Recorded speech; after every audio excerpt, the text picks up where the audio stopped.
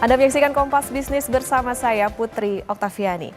All eyes on Papua, semua mata tertuju pada Papua. Wilayah paling timur di Indonesia yang masyhur dengan kekayaan alam dan budaya. Poster viral ini saudara menggambarkan masyarakat Indonesia yang amat sangat peduli dengan apa yang terjadi di Papua.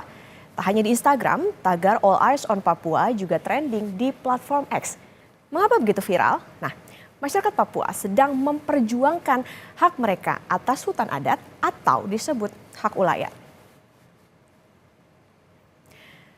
Pada 27 Mei 2024, suku Auyu Saudara dan suku Moi bersama perwakilan dari organisasi masyarakat sipil menggelar aksi di depan gedung Mahkamah Agung Jakarta.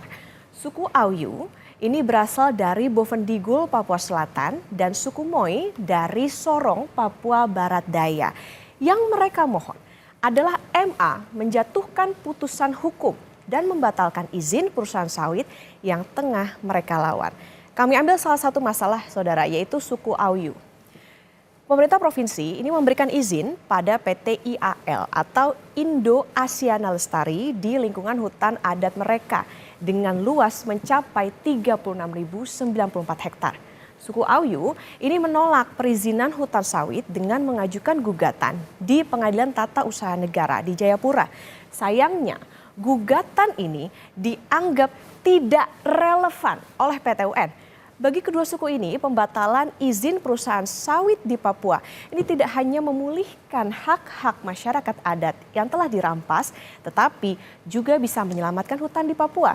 Keberatan inilah yang akhirnya muncul dan viral di sosial media. Kami kutip dari Kompas ID saudara, kasus gugatan masyarakat Auyu dan Moi terkait erat dengan pemberian izin pemerintah pada sejumlah perusahaan untuk membuka perkebunan kelapa sawit di hutan Papua. Misalnya, ini hutan masyarakat Auyu akan dikonversi menjadi perkebunan kelapa sawit terbesar di Indonesia melalui proyek Tanah Merah. Nah, proyek ini akan dioperasikan 7 perusahaan. Ini dia saudara.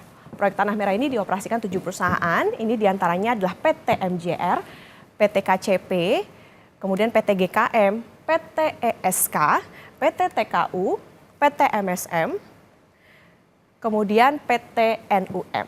Nah, khusus untuk PT MJR dan KCP ini, kedua perusahaan ini kalah di PT UN Jakarta.